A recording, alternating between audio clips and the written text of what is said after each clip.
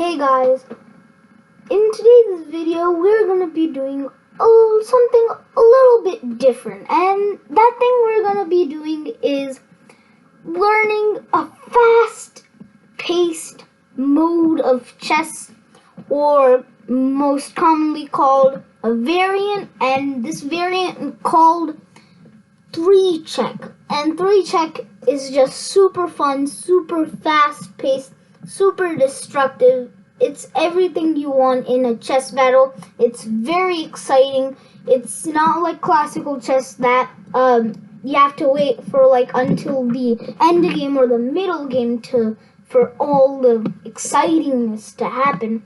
The excitingness starts from the first move of the game in 3-check, and it is a very dangerous variant also. And if you want to play after watching this video, I have posted some links in the description below that you can play on leechess.org or chess.com, and you don't have to create an account because they both have the anonymous feature. You don't have to create an account. You can just play online with someone else, but you can only play against anonymous people. You cannot play against real registered people, but you can view their profiles though. So without further ado, let's get started. But before we get started, please make sure to hit that like button and hit that notification button so you don't miss any of my videos. Smash the subscribe button and leave your feedback in the comments down below, because I would love to hear your feedback. And please make sure to share this with your other chess friends. And without doing any more intros, let's get started. So first, I want to point a few pointers out before we start our examples. Here's one tip in 3-check. Never, ever move these pawns unless you have to. And the reason because of that is the queen can come out, or the bishop can try to come out.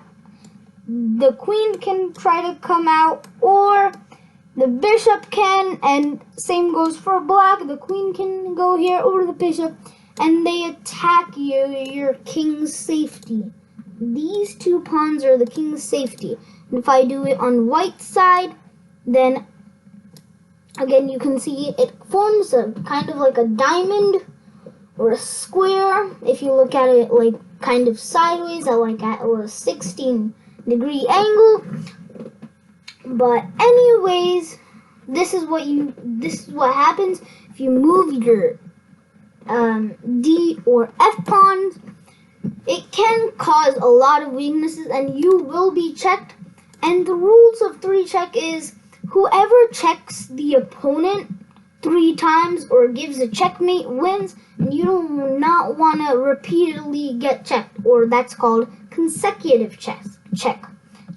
And there are draws in this game, but I do want to mention that some draws don't apply in in 3-check, I mean. So, sometimes how I've been saying that if you have, in my standard chess videos, if you have only a king and a knight, and your opponent also only has a king and a knight and no other pieces, and you also don't have no other pieces, then it would be a draw. Because technically in standard chess or regular chess or just chess, you cannot force your opponent to just get checkmated, because you cannot force your opponent to get checkmated. I mean, they have to make one mistake and you might have the game, but it's very, very, very rare. You could checkmate it, but if it's only one bishop, then it would be a draw, literally a draw right then and there. But in 3-check, these rules don't apply, because if the game is still going on for that long, and if you've played that game, well, I have to congratulate you, because that's the longest I've ever seen survive in a fast-paced game, and it's a very dangerous one. So pat yourself on the back if you reach the end game. But anyways, yeah, these rules don't apply because in 3 check you can check. You can still check, and if the game is still going on, then that means either you or your opponent hasn't reached 3 checks yet, and there's still gonna be some checks. But if it's a bishop, then it might be a draw. Your opponent might get a little bit smart and stay off the colors that the opponent's bishop is on. But anyways, that was a whole mouthful without playing a single chess move. So let's dive right in it. So I want to show you one common opening. So let's do this. So knight to c3. Why do we do this? Well, we don't want to move any pawns. We don't want to create any weaknesses just yet. If we do this, then boom, boom, boom, boom. You can see that. Or you could do this. I mean, it does give protection from here, but still I do this. But I have sometimes done e3. It's okay. The knight move develop, and again, same for black. You could do this or this, same reasons. And the goal of this move is to get to the forking position and then check it from here. And there are a lot of crazy sacrifices, like a queen sacrifice for only 1 check, but sometimes is worth it, and sometimes it does actually win the game. So, anyways, let's get this chess game going. And now you can see that black has to be a little bit careful, but black can allow this check to happen. There won't be any more checks like after this move, like after some moves. There will be, but not exactly like right then and there, so it's not much of a problem. So black can just do some more development, and then after takes, and then you might want to do c3 and then g3, because again, like I told you, you have to protect these pawns. So the best way is to close these diagonals if the queen ever gets to these squares or the bishop gets to these squares. And they would have to face one more layer of pawns, and that would kind of mess up their diagonal attack. So they might have to sacrifice a piece for 1 pawn, but after that you have to look after it. You have to block it with another piece, specifically a knight or a bishop, because the queen wouldn't do, of course not, and the rook wouldn't do. That's too valuable. And you cannot do any more pawns because there are no more pawns on this rank, and you cannot get your 1 pawn on a rank, but you can if you capture another piece. And yeah, this pawn now becomes a c pawn. This b pawn becomes a c pawn. But anyways, other than that, let's get the game going. So c3 is starting the protection. Then we'll do this to protect from all these attacks on the king. And now what black might do is d6. And again, this doesn't really matter, even though he's doing this. Even he's moving, he has a blocker, and we wouldn't want to really take that blocker because that blocker is like literally defended a trillion times. Not really, but just 2 times. But it still is better because after this, I mean, sure, we could have this.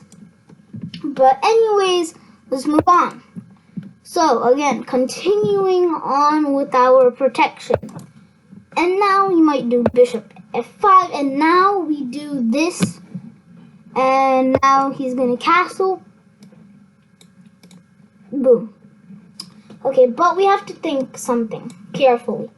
This can happen. So what we do right now is bishop to g2. And this is a pretty good move because if you do this, then a check happens, and then another check happens, then it's a guaranteed check.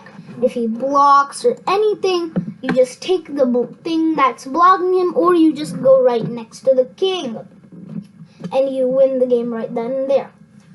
So, Now what he might do is knight to e5, and again, now we give a check. And now once the queen takes it, we can do final move, boom. And I told you we sacrifice the queen for this. I mean, it isn't legal and the king cannot move anywhere. My computer won't allow me. It's the end of the game and white has won. And as you can see, this is a pretty fun game. Most games are not like this because this one was like a perfect example of a perfect game. But other than that, there are more ways and more tips. And I have mentioned an article made by Fun Master, in quotation mark, Fun Master or FIDE Master Mike Klein. And I have posted some articles and some tips from him, and he's the chess.com staff, and he likes to be on chesskid.com, which is why I know him. But anyways, he has made some great articles on tips and tricks in 3-check, and I hope you enjoyed them, and I hope you enjoyed this video. And once again, please make sure to subscribe and click the notification bell so you don't miss any of my videos. Bye for now, and I'll see you in the next one.